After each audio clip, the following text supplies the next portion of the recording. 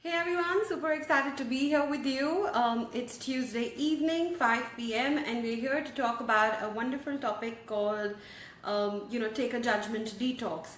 And even before I begin talking on this subject, I'd like to mention that, judgment detox doesn't necessarily mean that therefore from now on you will never be judging, or you'll have to restrict your, you have to restrict your mind from thoughts coming up, because thoughts will come up, judgment will come up. But there's got to be a way of dealing with it. And I think the most wonderful way of dealing with anything is being aware that it exists, and looking at it from the point of awareness, and just be willing to observe yourself when you're in judgment, and seeing where you're headed with it, and basically just waiting to see where you can take it next, and just being aware, right? So thank you everyone who are just logging in on this wonderful topic, take a judgment detox, and I hope that this is going to help you a lot.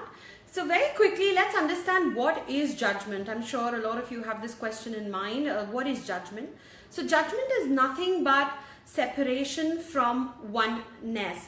Every single time you judge someone, or you look at them differently, basically what you're saying is, it's me versus you.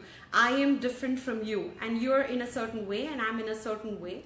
And when we're approaching someone or something from that position of differentiation, basically what you're breaking away from is oneness, and it's breaking away from the fact that we're all connected to the same consciousness. And when we do that, we feel upset, and sometimes we even may feel very, very guilty, because at the end of the day, that's not our true self. We're cutting away from our authentic self, and that's what makes us feel bad. So then comes the question, if it is if it's so disturbing to judge someone, when it's hurtful even on our end, why do people resort to judging? What is the reason for it?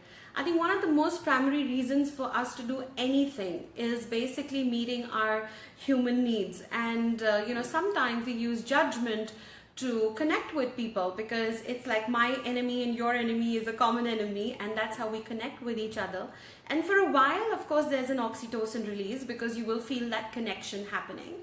But at some point later, it'll be like a hangover, because now you have trained your mind to look at what's not right.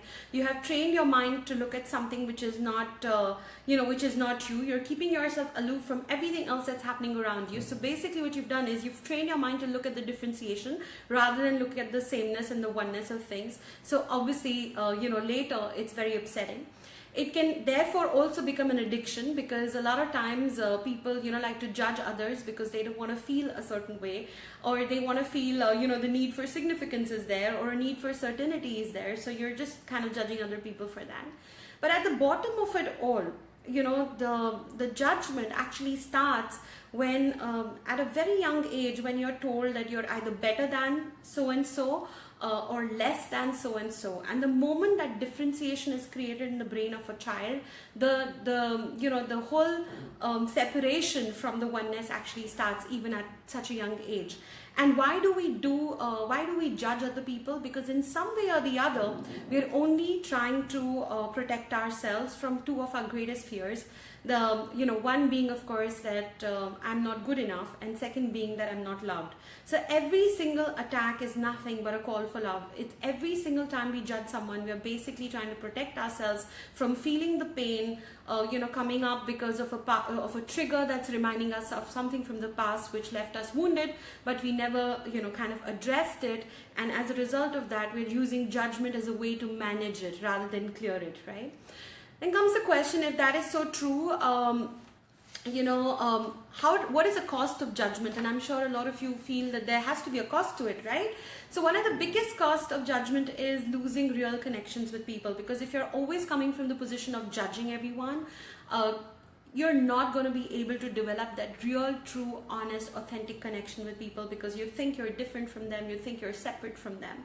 So that's number one. The second thing it's going to cost you is your ability to be intuitive and your ability to manifest things in your life. Because again, when you're separating yourself from someone else, you're separating yourself from the source. And when you do that, it also impacts your ability to be intuitive, or tune in to the, the spiritual realm. It also impacts your ability to manifest things the way you'd like them to manifest. So if it is so harmful, the question is, how do we resolve it? And I think I would say that there are a couple of steps that you could actually follow to resolve judgment of all kinds. And the first one, of course, is being willing to look at a judgment as a judgment, and also at the same time not judging yourself for judging. Because I think one of the biggest mistakes we do when we read a self-help book, or when you come across a video which is talking about helping yourself in a certain way, that we start saying, oh my God, I'm so bad that I've been doing this, or I'm so bad I've been judging other people all my life, or I'm so bad that I've treated people badly in my life. And then now you're not judging them, but you're judging yourself. And I think that's worse, because once you go into that mode, there is no learning that's going to come out of there. There is no growth that's going to come out of that. So one of the most important things you want to do is observe and not judge your own self. And in your head, ask, what or whom am I judging? Why am I judging them? Why do I feel that my judgment is justified towards them? And what in the past does this incident remind me of? And the moment you ask these questions, something will come up from the past which this particular incident is reminding you of, because of which you're projecting that incident onto this particular episode which is happening at the moment, from your past onto your current life. Or that person is reminding you of somebody from the past, and therefore you're projecting your thoughts onto this particular person, or your fears onto this particular person that you're judging. So first is, of course, identify. Second, when you ask these questions, you'll identify the trigger or the wound or the underlying emotion that's not being dealt with. And once you have that, step 3 would be to clear it. A lot of us end up managing our emotions. We write affirmations, we do declarations, and we are pretty much managing our emotions. We're not necessarily clearing them up. And there's a difference, because when you manage your emotions, it's a bit like, I've cleaned my house today, but then tomorrow it's going to get dirty again. But clearing is that you've removed it from the root. There is no question. Like, it's almost like you've made your house you've sealed the windows so no more dust is going to come in. And it's more coming from the space of just cleaning it up once and for all, so that it doesn't keep coming back to you in various forms. And I'll explain to you what that means. There is a word, and every single word in the dictionary has a certain meaning. But because of our own experiences, or what we have witnessed around that word, we attach meanings to it. So there is a dictionary which exists in the English language or any other language that you're referring to, and there is a dictionary that exists in our subconscious mind based on our experiences or the things that we've experienced around that word. So we need to clear these up to be real. We need to remove those triggers, those charges against those words, and make it real. Very simple. When I do a money mastery workshop, for example, I ask people, what does money mean to you? And for somebody, and money, if you really look at the English language, is nothing but a tool. But when people are asked this question, they normally come up with things like, money is a need, money helps me feel free, it gives me the sense of power, which are nothing but subconscious definitions created around money, which are coming based on your own experiences or what money means for you, right? So it's very important that anything that's triggering you, you are able to identify what's the real meaning behind it. So clear that up. That's step number 3. Once you've cleared that up, I would say that, release it from your system completely. So write about it, journal about it, and definitely offer that journal in the form of, you burn it, and in the form of prayer, offer it to the universe and say, you know what, I've dealt with this one, I've looked at it, I've faced this fear of mine, now I'm ready to release it, and can you help me release that? And you basically release that. And once you've gone through that, that is when you'll be able to look at the situation as well as the person for what it is.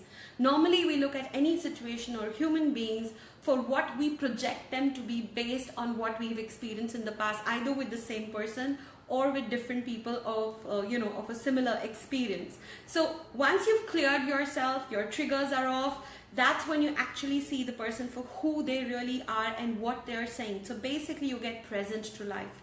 And once you get present to life, there is so much more you can operate, or you can do from the position of love rather than position of judgment, because that's when you will really see that the other person's behavior is also nothing but a call for love. And when you can operate from that position of love without any judgment, you can really build solid relationships and wonderful communities around the world.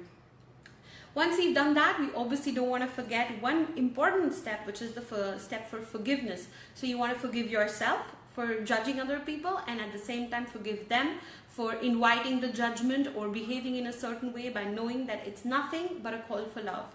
So that's how you get rid of judgments in your life. And I hope when you listen to this video, there will be certain people, certain incidents that will pop up in your mind as to, people that you've always looked at from a particular point of view and thought that they're in a certain way, but they may not necessarily be those people. So if you can look at them, revisit them, and look at them in a different light, maybe you'll find a whole new human being there, and it'll change your perspective or your frame with which you've been looking at these people, and it'll completely transform your relationship with them. And that's my hope for you. So that's all I wanted to share through this video today. If there's any of you who would like to ask any questions, I'll be delighted to answer. So please feel free to post so that I can address them right now. And for those of you who will be watching this video later, you're welcome to post in your questions in the comment section later, and I will address your questions within the next 48 hours in the comment section itself. So that's all I wanted to share. I'm going to wait up for a few seconds to see if anybody's typing in any questions. I'll be happy to answer them. And if no questions come in, then of course I'll be back next Tuesday, 5 p.m. same time, with another wonderful topic that I feel is the need of the hour, because I always choose topics from the point of view of what I am dealing with my clients in my coaching sessions, or what I'm dealing in my own personal life. I actually use it as a topic to teach other people. While I'm growing, you grow with me too. So that's where I come from. So if any of you have any questions, I'll be delighted to answer. But if not, then we'll let it go for today, and we'll connect back next Tuesday, 5 p.m. with a lovely topic as well. Thank you, Pratibha. That's really sweet of you. Thank you so much.